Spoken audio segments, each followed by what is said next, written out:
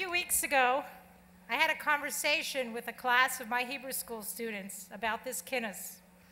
I tried to give them an idea of what the banquet was and a sense of the responsibility that I felt in preparing to stand here tonight.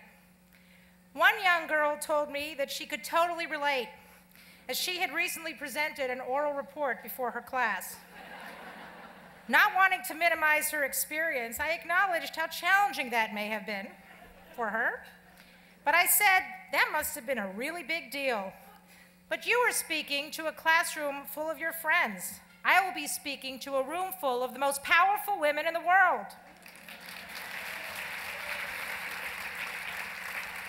Not missing a beat, she replied, well, Chanie, it's not any different at all. I'm sure every woman in that room is your friend. So I am honored and relieved to stand here tonight before a room full of my friends. Honored rabbis, Rabbi Krinsky and Rabbi Kotlarski, who made time in his very busy traveling schedule to share his thoughts on my thoughts.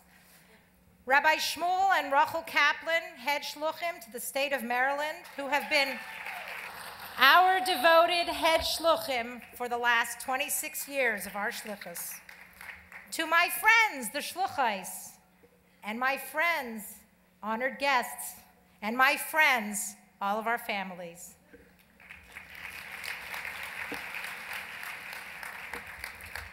When I was 18 years old, my husband and I embarked on Shluchos to the small town of Columbia, Maryland, to tend to our portion of Hashem's garden.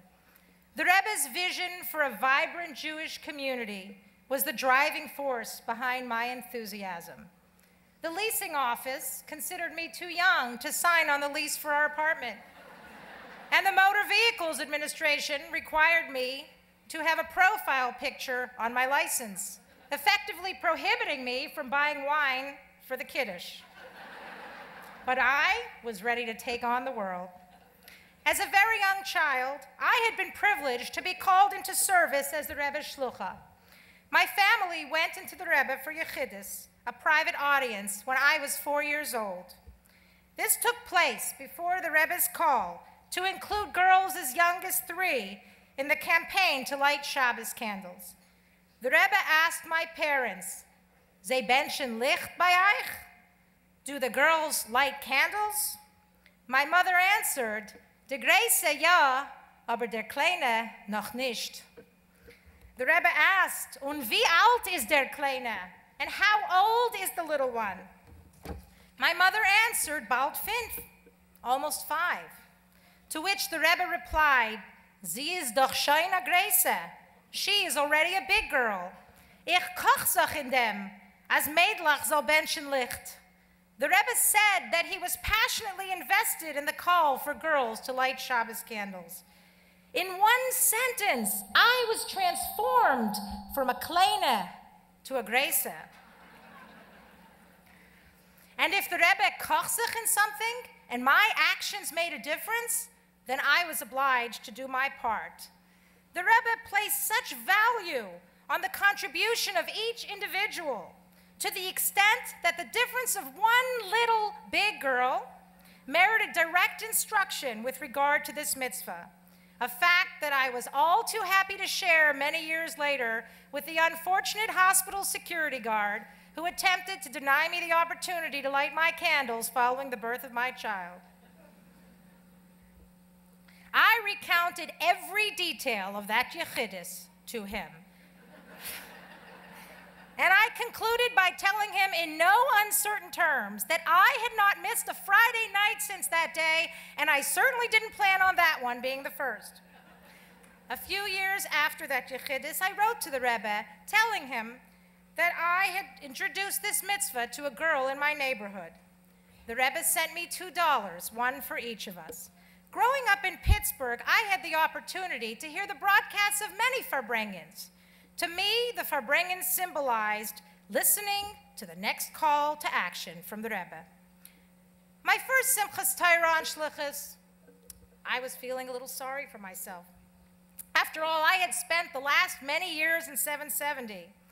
I knew that I would miss the experience, even though it included many hours during which I would come to discover just how little space the human body required while waiting to see the Rebbe dance with the Torah. Those moments inspired my connection to and celebration of the Torah.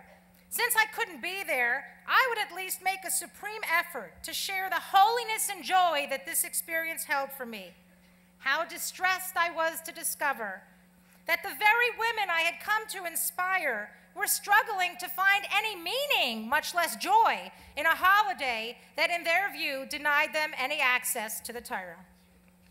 If at that moment I had attempted to plot my view of women, Yiddishkeit, Torah, and connections together with theirs, it would have been a Venn diagram with two completely separate circles, no intersection at all, and a wide gap separating us.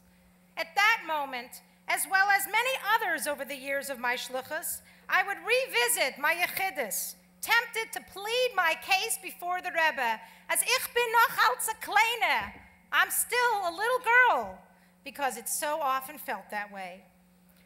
It was and is on those occasions that I yearn for the secure footing and firm foundation of my childhood, where I was nurtured with an unobscured view and the clarity of the Rebbe's perspective on the role of women that fostered my spirits from the youngest age. I long for the comfort of the spiritual resources that strengthened Hasidim and Shluchim facing comparable realities. And when I seek out that infusion of strength and resolve, I find it as I observe my mother going out on Mivtzayim every single day, frequently accompanied by my father, regardless of the weather, rain or snow, exhaustion or discomfort, a dedication that has little or nothing to do with one's perception of ability or comfort zone. It is all because the Rebbe asks us to reach out and touch another soul. My Zaidi and Bubby, Reb Yaakov Chaim and Rickel Rosenblum of blessed memory, demonstrated an unwavering commitment to the values of Torah and personified the saying of the rabbis that while the body may be in exile, the soul remains untouched.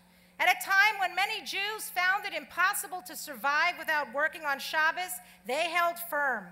When an irate customer asked my Zaidi why he closed his store on the most profitable day of the week, he answered, "Ma'am, there has not been enough money created yet to buy my Shabbos for me."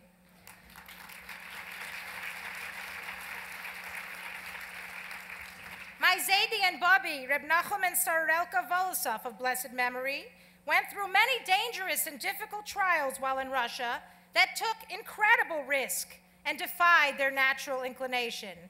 My Zaidi would not have described himself as particularly brave. In fact, we knew him to be quite cautious in his later years.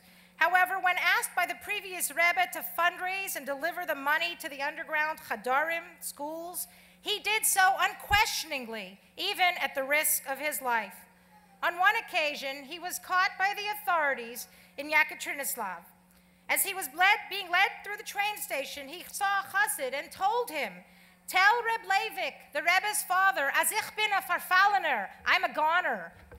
The next day, miraculously, he was released and his money returned to him. Their determination resonates in their descendants of Hasidim, Shluchim and Shluchos, whose lives reflect their dedication to these ideals, many of whom are in this room tonight. The call of our Rabbeim pushes us beyond our perceived limitations in our quest to bring light to the far reaches of the darkness.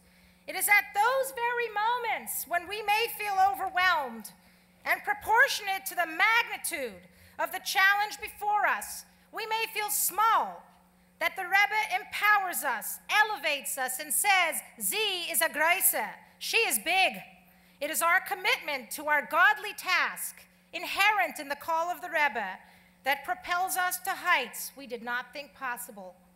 This call echoes that of all the Rabbeim, reaching back as far as the Alter Rebbe, whose 200th yahrzeit we celebrate this year. A young chassid, Reb Isaac Humler, did not enter the Alter Rebbe's study with all of the older Hasidim to hear the Alter Rebbe deliver a Hasidic discourse. He felt inadequate and undeserving of this privilege due to his youth. The Alter Rebbe called him in and explained, as a younger man can werden an alter man, that a young man can become an older man by virtue of his determination and his efforts to persevere. Similarly, this transformative capacity applies to the acts of kindness and support extended by our friends and lay leaders in our communities worldwide. You may view your efforts as a small token of your friendship, but in reality, in the lives of the Hashluchos, each kindness is transformed exponentially into something much larger, enhancing our lives and our communities in ways you cannot imagine.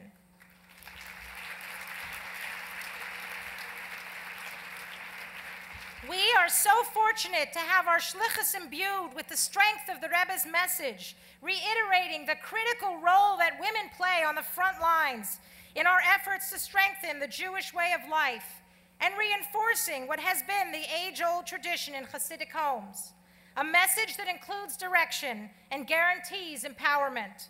We are further encouraged to create organizations dedicated to this cause.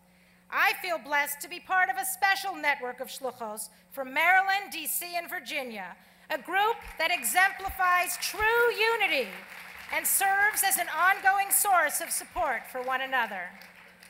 Additionally, the Torah further highlights the role that women play. As we read in Parshas Yisro yesterday, Hashem addressed the women first at the giving of the Torah.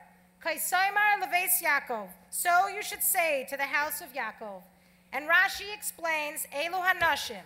The house of Yaakov refers to the women who were charged as an individual group with the task of transmitting Torah in a manner uniquely theirs. Over time, I was encouraged. As I began to see the separate circles of my Venn diagram move a little closer, I discovered that reality is not so much what you're looking at, but what you choose to see. I realized that I can lead by example, direct the clarity of the Rebbe's vision to shine in my corner of the world, and bring a little light to prevail over the darkness that prevented others from moving forward. After all, the role of a lamplighter is a natural segue to that of a young candle kindler. My years of shlichus have shown me that the necessary tools are always there, timeless, unchanging, while my task is to use them efficiently. I learned to develop the sensitivity necessary to realize the potential of every soul and to envision the possibilities. To forge a path, one must tread many footsteps. And to reach into the hearts and minds of a Jewish community, one must deliver many challahs and Shabbos invitations. I learned that before inviting a house full of guests home on Shabbos and telling them that the quality of the guests is reflected in the taste of the cholent, I should probably sample it first, or at the very least, check to be sure that I plugged in the crock pot before Shabbos. I recently hosted for Shabbos a beautiful family of shluchim from Budapest, Hungary. The shlucha was born and raised in our small community in the very environment I found so challenging upon my arrival. I met her as a teenager when she asked if she could work in our day camp, and the rest is history. It's all of our histories. Today, she and her husband and Kinderlach dedicate their lives to strengthening Yiddishkeit, another woman on the forefront of Jewish survival. This summer, her daughter will Amir Tzashem be a counselor in our day camp. Who knows which soul she will inspire? A path of many footsteps. One shlucha follows another. The Rebbe Rashab once told someone in Yechidus that since the time of Avram's first journey, the process of Birurim has started, and man is on a quest to elevate and transform the sparks of holiness found in the world. Each individual travels in search of the holiness that has been assigned to him. Hashem sets into motion a chain of events that'll bring each one in contact with their designated sparks. A tzaddik, however, is so completely aligned with the Ratzon HaBoreh, the will of the Creator, that his journey is in confluence with the source of the holiness that requires elevation. Ashreinu matov chelkeinu. How privileged we are as shluchos who are mekusher, connected to our Rebbe, for we have the gift as well as the responsibility of having each and every interaction on our makom hashluchos, the place where we are sent, serve as a direct conduit for God's blessings to be fulfilled in this world. Rather than having to wander in search of the holiness that we must unveil, our every action is directly inspired by the call of a Rebbe, bringing us each deliberate step into contact with those sparks that will facilitate the realization of our shluchos. 4 years ago, I was at a shiva house when a woman that I didn't recognize approached me. She explained to me that she had met me 18 years earlier when I was expecting my 3rd child. She worked at the doctor's office and observed as many of the staff remarked on my youth, the size of my family, and my welcoming attitude toward any future children. She told me at the time she too was pregnant, but had feelings of ambivalence and was uncertain that she could continue to move forward with the pregnancy. She described how she sensed my palpable enthusiasm and faith. That day, she decided that I was the angel sent by her bubby to ensure that she would indeed have this baby. Today, that child is in college where she attends Chabad events and assists the Chabad Rebbetzin on campus with challah baking each week. Upon hearing this story,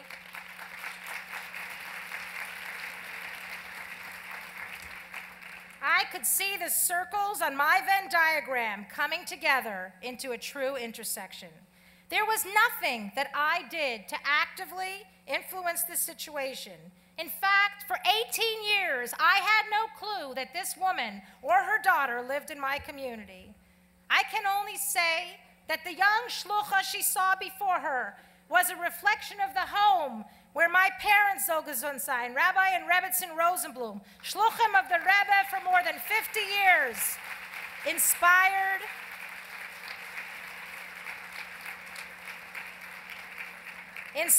and cultivated my aspirations for this life. And the Chabad yeshiva school that I attended reinforced it. And the young shliach, my husband, who shared the same vision, was raised to embrace and support the identical values by my in-laws, Dr. and Mrs. Barron, Zolgazunsain.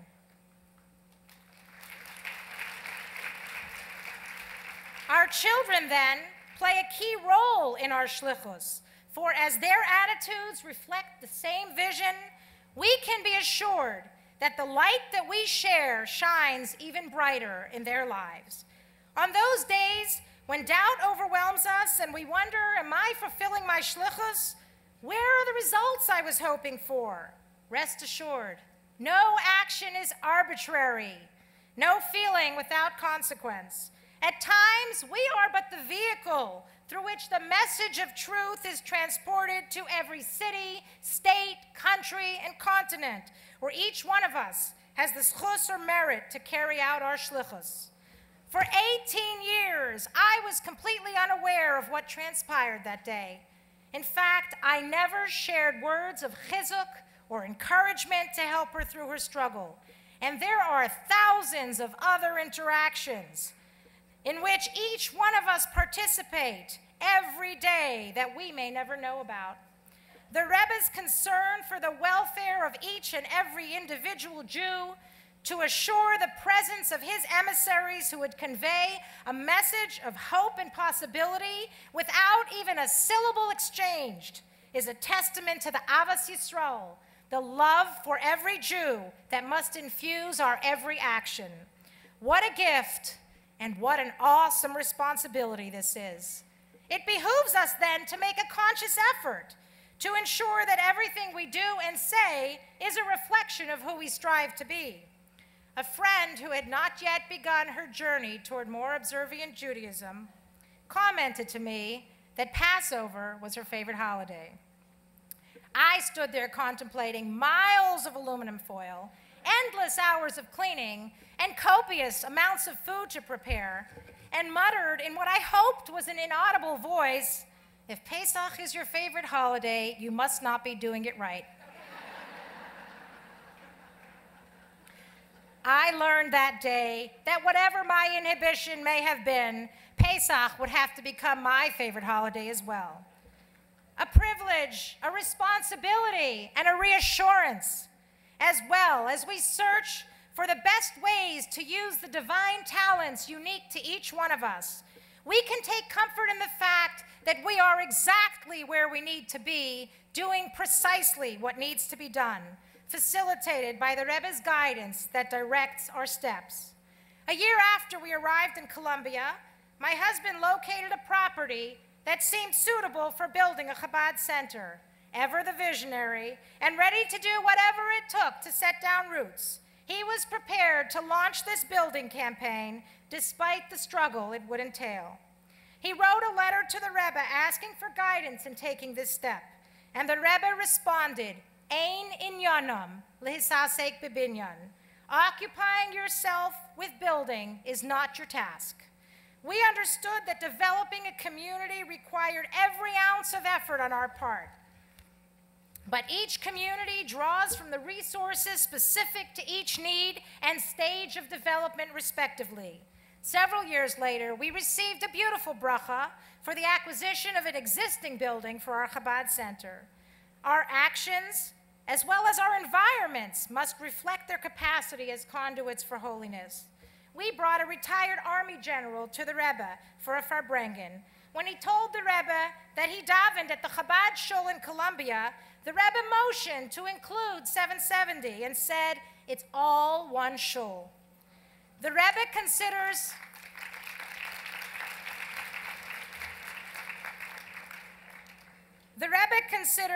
our shuls the same as his shul.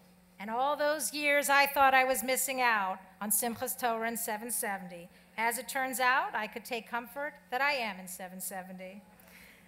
There is a Maimer Chazal, a teaching of our rabbis that states, "Lo mekomo shel adam mechabdo, ela adam mechabed es mekomo." A person's place does not bring them kavod, but rather a person brings kavod to his place. The Rebbe Maharash comments on the two meanings of mechabed, which can be interpreted as heavy, kaved, spiritually insensitive, or milashon kavod, to bring honor by revealing a transcendent light in this world. This can be understood to mean that a person's environment should not weigh him down and make him feel as though it is not conducive to holiness, but rather each individual has the ability to illuminate his environment with the light of Torah. Shenitan lo koach va'oz laha'ir es mekaymai ba'ar ha'torah v'ha'avodah.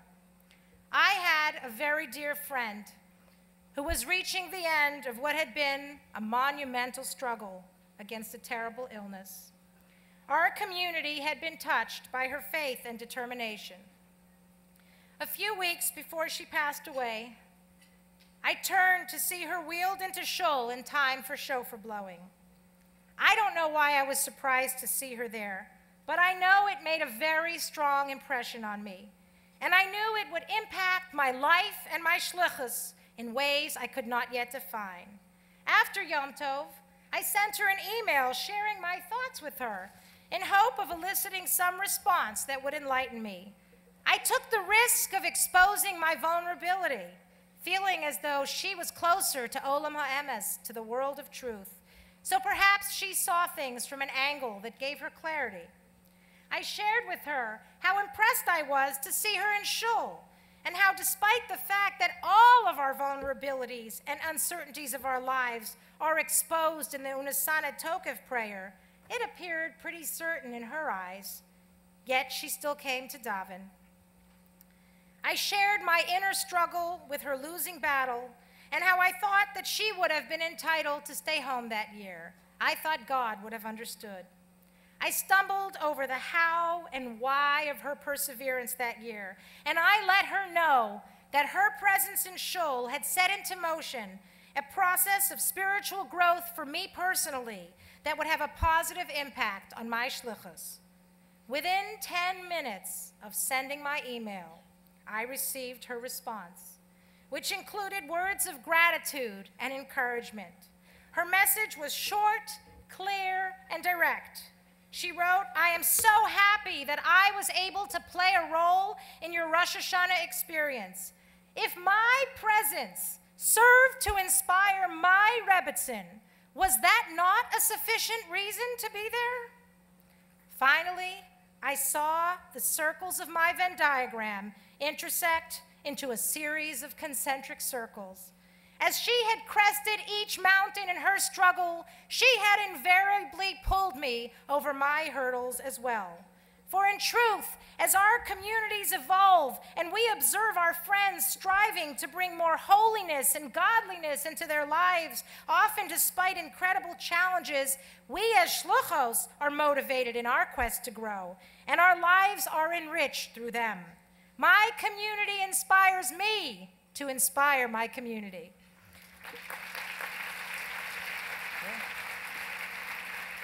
Good. There may be those days when personal trials or realities that are outside of our realm of control appear to hinder our ability to perform our sacred task. Yet the very struggles that intimidate us are precisely the means whereby we serve as a source of motivation and inspiration to those around us. If we cannot change our reality, we can certainly change our perspective on that reality. The message of Hayom Yom is to draw on the pearls of wisdom and Hasidic thought, to refocus and recenter ourselves in response to the day we may be experiencing, and to internalize its timeless messages one day at a time. For we may have those days in our lives when the brilliant hues emanating from the gems of Hasidic teachings, juxtaposed against the backdrop of our lives, will transform and elevate us. And then, in turn, our families and our communities will be uplifted as well. If today I feel overwhelmed and small in the face of the breadth and scope of the task before me, then I must recall, as a kleine kenverna grace, that our commitment to stand on the front lines, to embrace the task of strengthening the Jewish home, and to answer the Rebbe's call has the power to alter my status. If Hayim, today, I wonder, what have I accomplished? I do not see the peiros, the fruits or products of my activities despite my efforts. Then I must remind myself that I am but a keli, a conduit, and the catalyst completely mekusher to the Rebbe, who is directly aligned with God's will. And I am charged at this juncture with the task of being rather than doing. It is then that my tafkid, my role and objective, is to be a dugma chaya, a living example of a shlucha, one whose life and home environment reflect the vision of the Mishaleach, the one for whom I embarked on this journey. And if Hayim today is one in which the challenges of my life, my personal struggles, worries, and angst, often beyond my jurisdiction of power, threaten to chip away at my resolve and undermine my abilities to succeed in this glorious task with which we have been charged, then I must summon up the courage to change my perspective where I cannot alter my reality. To paraphrase a quote I once saw, while you may not be able to limit your challenges, you can certainly challenge your limits.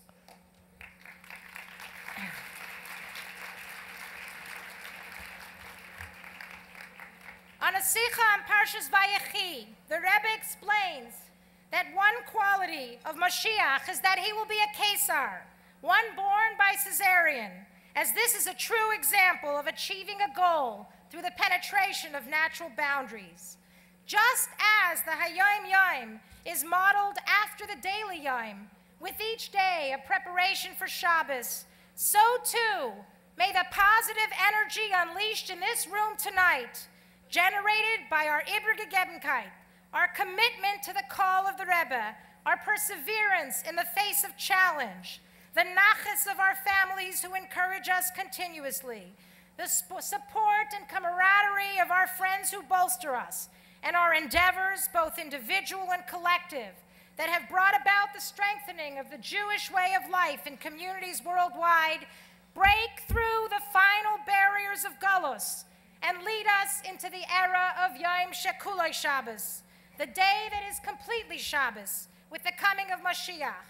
And may the Rebbe, together with the Rebbetzin, lead us out of this Kinus banquet tonight.